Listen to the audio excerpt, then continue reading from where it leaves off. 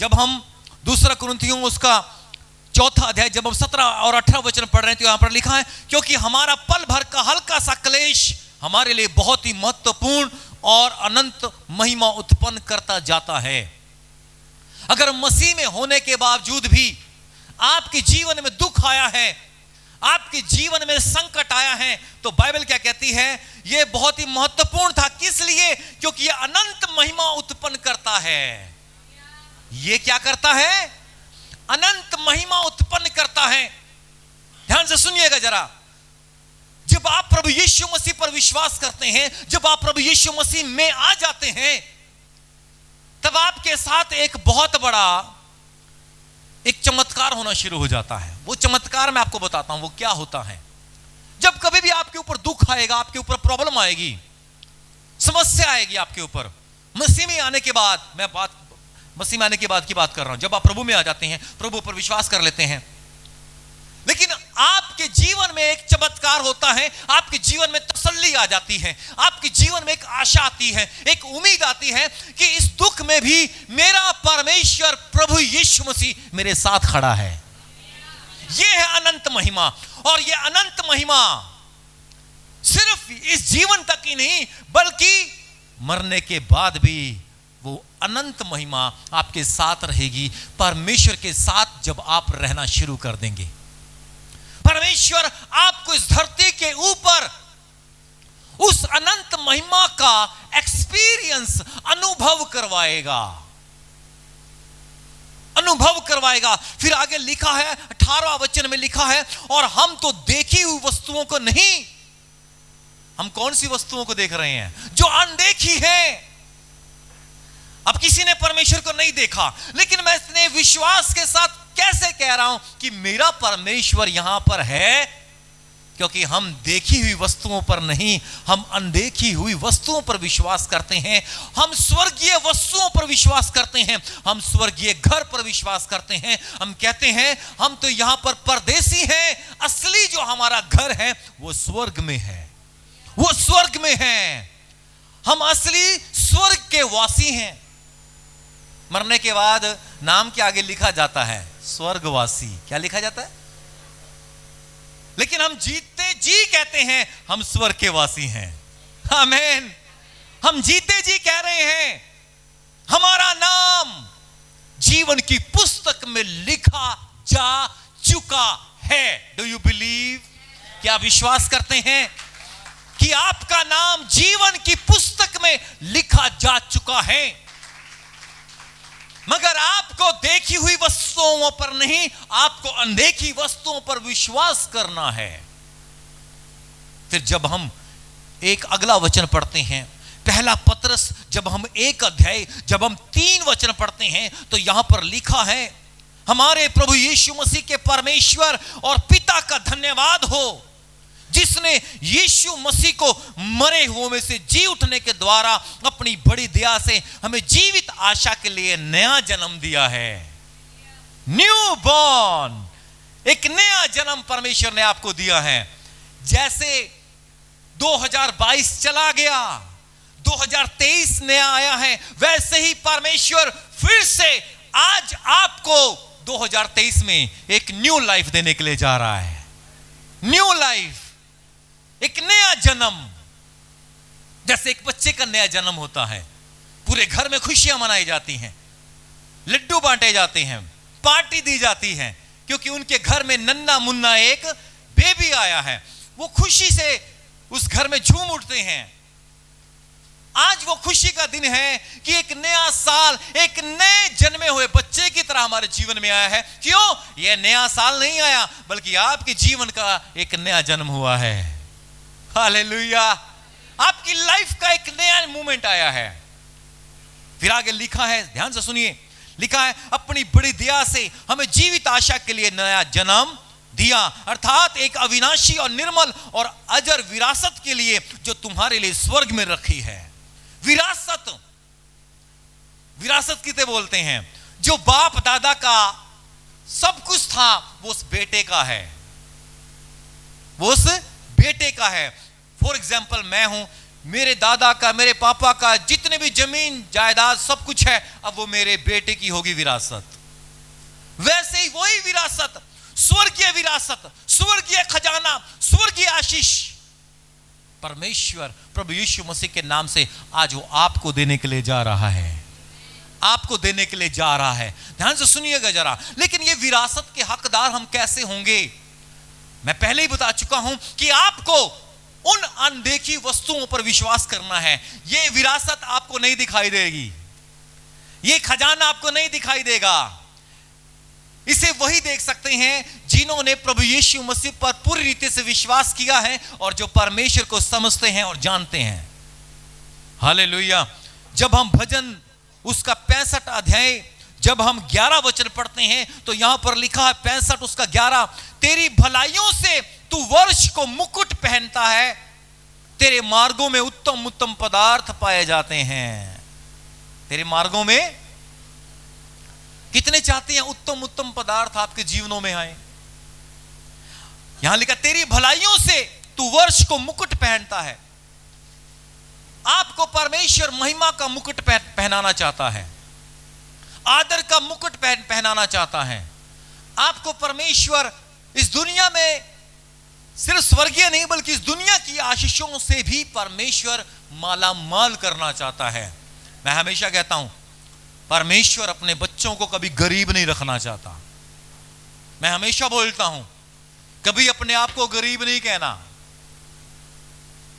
मैं इस बात को जानता हूं जो परमेश्वर की आज्ञा का पालन करते हैं, जो परमेश्वर की अधीनता में रहते हैं, जो परमेश्वर की आवाज सुनकर कदम बढ़ाते हैं, जो पवित्र आत्मा से अपना रिश्ता बनाकर रखते हैं, परमेश्वर उन्हें कभी लज्जित नहीं होने देता है, नहीं होने देता है। मानो या ना मानो।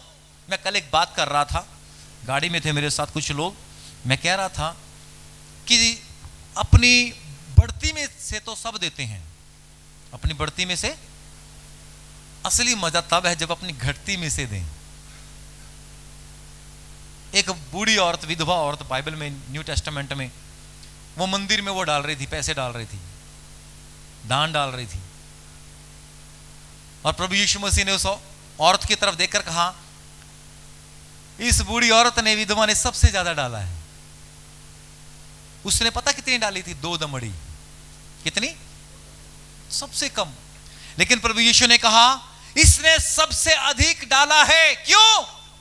सबने तो अपनी बढ़ती में से डाला है, ज्यादा में से डाला है, लेकिन इसके पास जो था इसने डाल दिया, जो कुछ था इसने दे दिया। आज बहुत से लोगों के पास प्रश्न आता है, हमारे पास नहीं है, हम कहां से दें? हमारे पास धन नहीं है, हम कहां से दें? लेकिन परमेश्वर का वचन कहता है जो अपनी घटती में से देता है परमेश्वर उसका आदर डबल करता है। परमेश्वर उसका आदर डबल करता है, उसका रिस्पेक्ट डबल करता है, क्योंकि उसने अपनी कमी में से दिया है। मैं आपको सही में बताऊं, एक बार, क्योंकि मैं बहुत सारे ग्रुप्स में हूं, मैं चर्च एसोसिएशन के काफी सारे ग्रुप में हूं, तो वहां पर किसी की बहुत ज्यादा प्रॉब्लम हुई और वहां पर एक पासवान ने बोला, लीडर्स ने बोला कि इस पास्टर की मदद करनी है, पास्टर की मदद करनी थी, उसमें पास्टर की हेल्प करनी थी किसी ना किसी तरीके से। और मेरे अकाउंट में बहुत ही कम थे पैसे। मैं एक बार सोचने लगा कि यार मैं दूं या ना दूं, लेकिन मैंने उस घटी में से जितने थे मैंने डाल दिए, मैं खाली हो गया और मैं प्रार्थना करने लगा, परमेश्वर यहोवा यीरे तू मुहैया करने वाला है। मैं देखी हुई वस्तुओं पर नहीं, मैं अनदेखी वस्तुओं पर विश्वास करता हूं, और मैं उस बात पर विश्वास कर रहा हूं जो आप मेरे लिए करने के लिए जा रहे हैं। मैंने सिर्फ 500 रुपया मैंने उसके अकाउंट में डाल दिया। जानते हो उसके बाद मेरे अकाउंट में कितने पैसे आए? 10,000 मेरे अकाउंट में पैसे आए। मैंने वो डाले और अगले दिन ही खुदा ने मेरा बैंक बैलेंस खत्म नहीं होने दिया। Praise the Lord, hallelujah.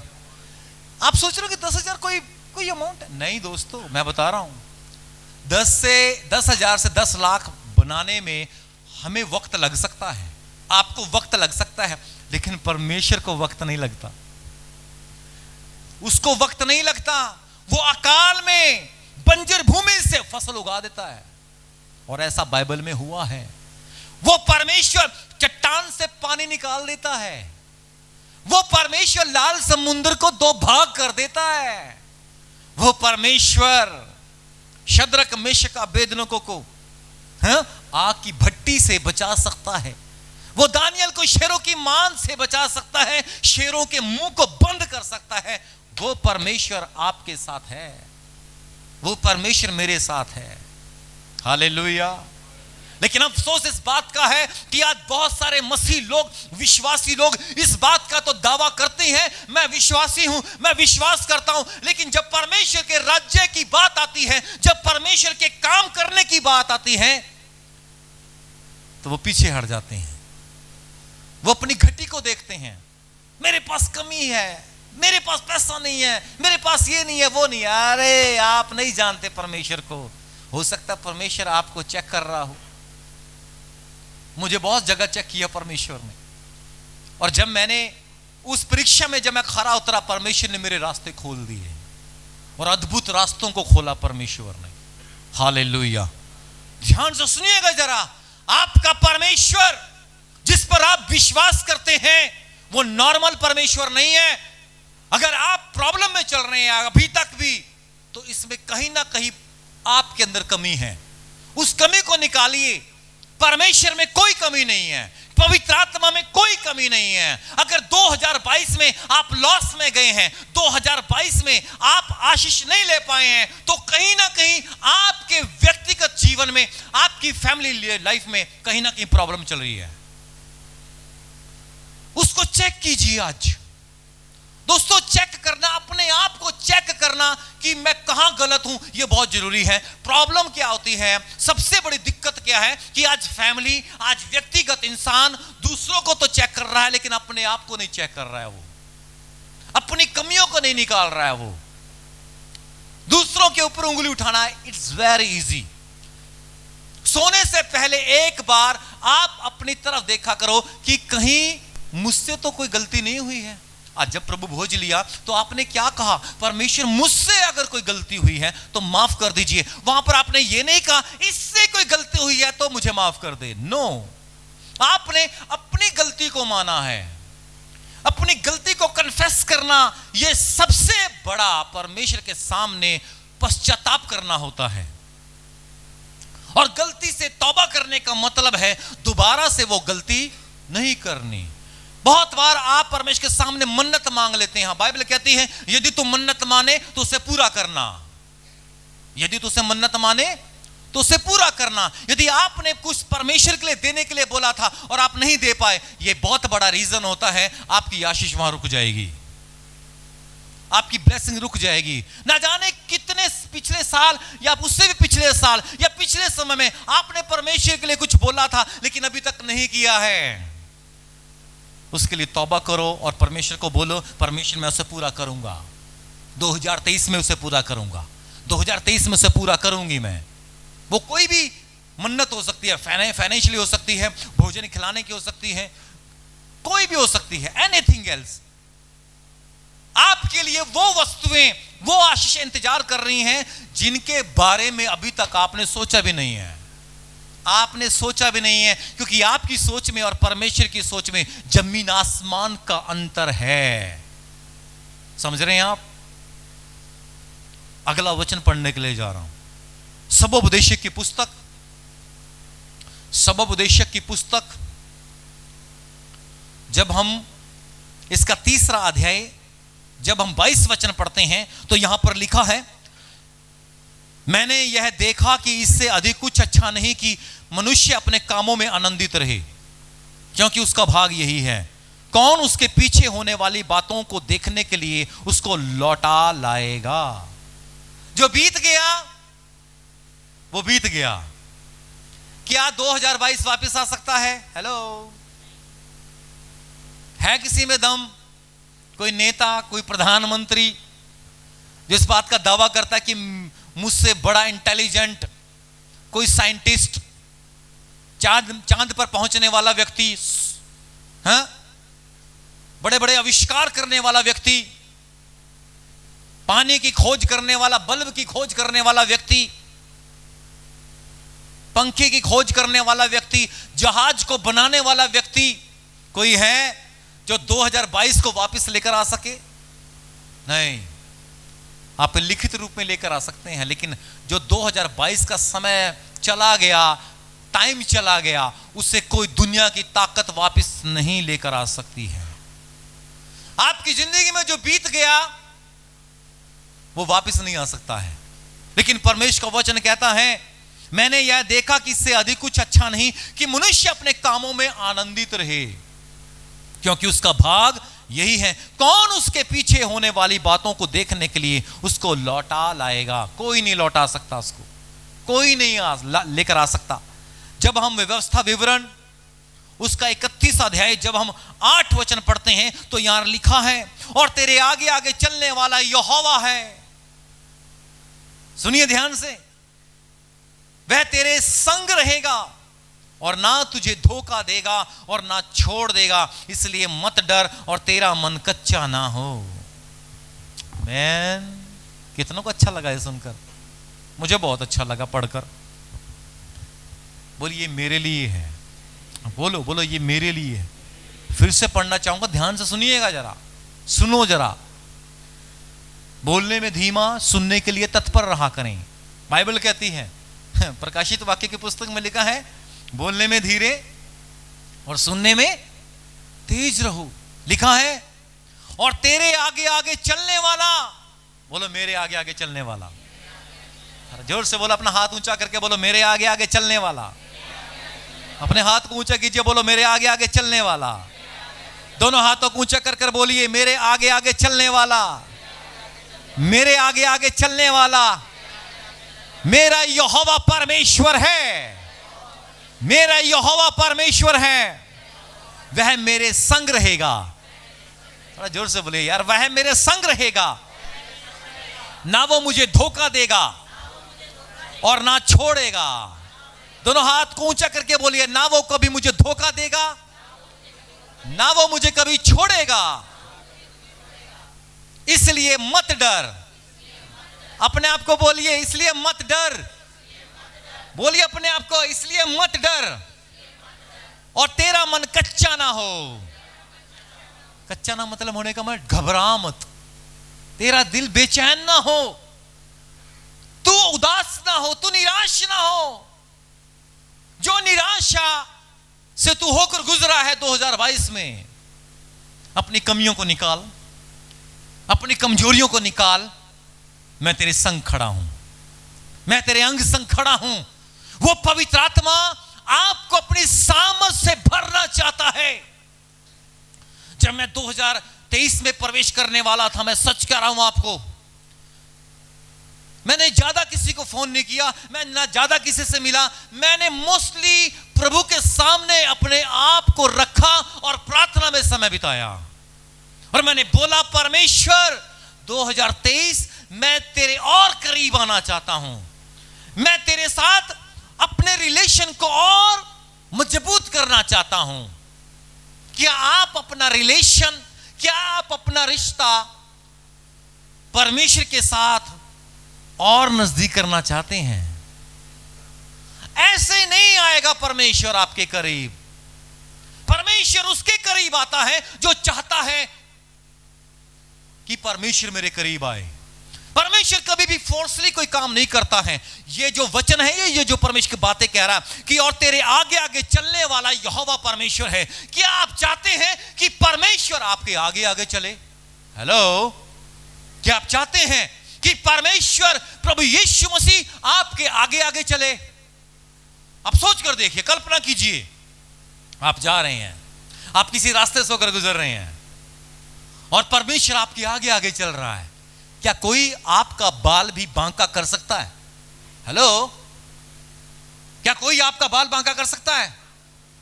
For example, एक आपको उदाहरण देना चाहता हूं।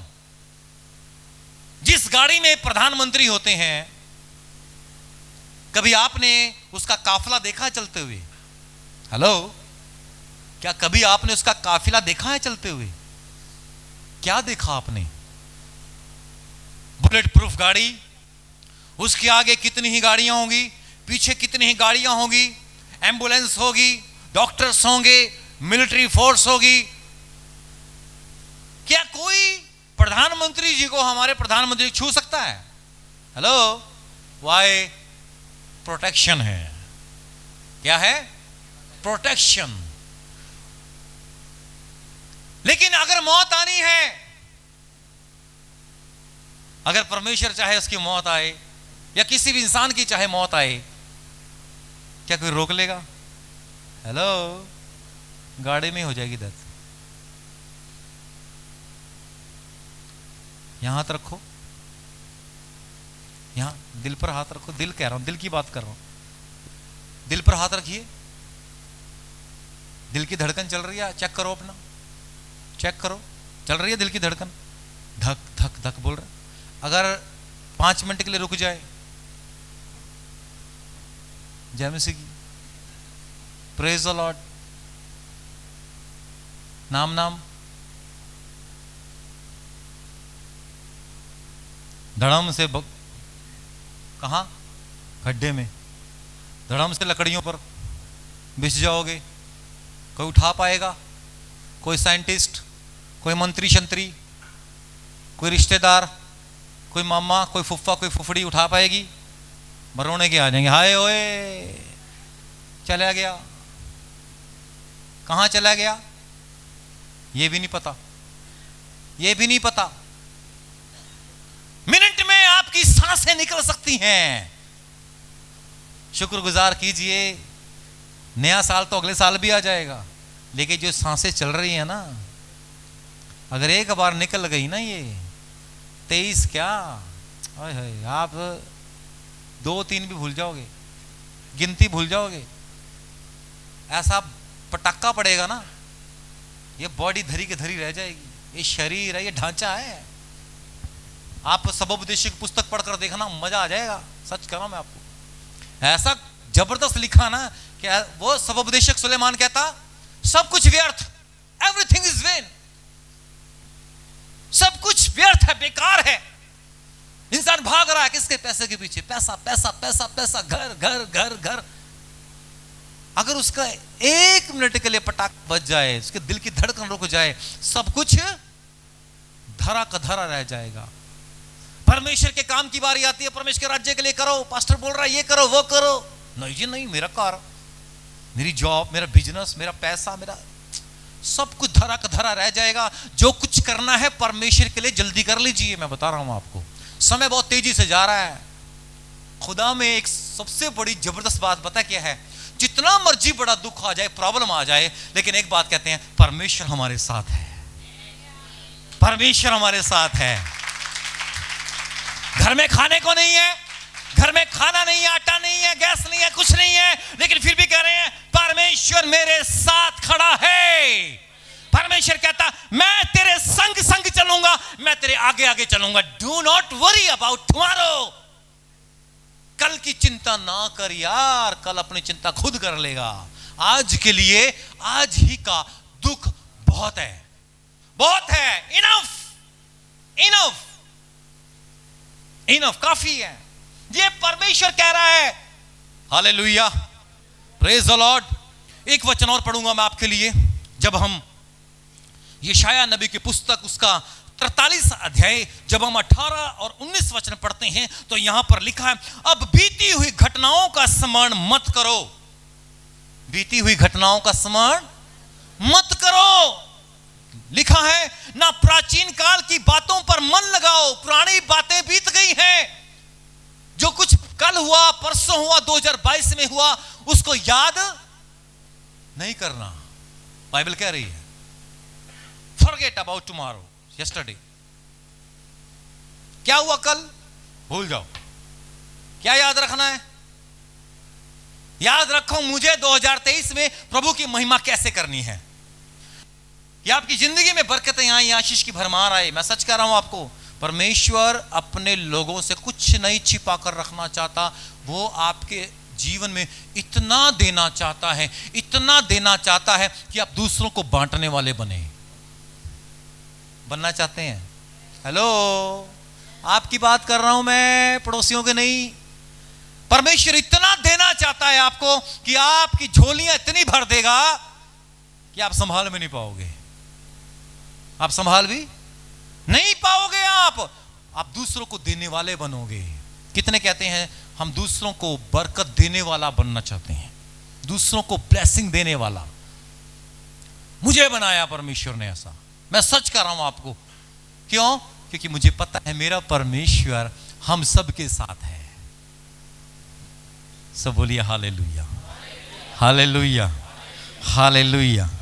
लिखा है, सुनिए ध्यान से, लिखा है, मैं आपके लिए पढ़ना चाहूंगा। अब बीती हुई घटनाओं का स्मरण मत करो, ना प्राचीन काल की बातों पर मन लगाओ। देखो मैं एक नई बात करता हूं, वह अभी प्रकट होगी, क्या तुम उससे अनजान रहोगे? मैं जंगल में एक मार्ग बनाऊंगा और निर्जल देश में नदियां बहाऊंगा। आपका जीवन जंगल की तरह होगा। आप सोच रहे हैं कि आप ये निर्जल भूमि हो चुकी है, अब कैसे आगे रास्ता कटेगा, कैसे मेरी जिंदगी कटेगी? हो सकता आप सोच रहे होंगे मैं तो अकेला हूं, मैं तो अकेली हूं, मैं तो बेसहारा हूं, अब कैसे जिंदगी कटेगी? अकेला मूसा परमेश्वर का नबी इतने बड़े देश को अपने साथ लेकर चल रहा है। और कौन चल रहा है आगे आगे? वो तब तक नहीं चल सकता था जब तक परमेश्वर ना चाहता। परमेश्वर उसके अंग संग था। और मूसा को, यहोशू को कहा, ऐ यहोशू, जब मूसा मर गया, मरने के बाद यहोशू के पास गया और यहोशू को बोला, ऐ यहोशू, जैसे मैं मूसा के संग रहा वैसे मैं तेरे संग रहूंगा। अब वैसे मैं, यही वादा है परमेश्वर आपके साथ भी कर रहा है। जैसे मैं अब्राहम के साथ रहा, जैसे मैं मूसा के साथ रहा, जैसे मैं इसहाक के साथ रहा, जैसे मैं किसके साथ रहा? एलिया के साथ रहा, एलीशा के साथ रहा, वैसे ही मैं तुम्हारे संग भी रहूंगा। Do you believe?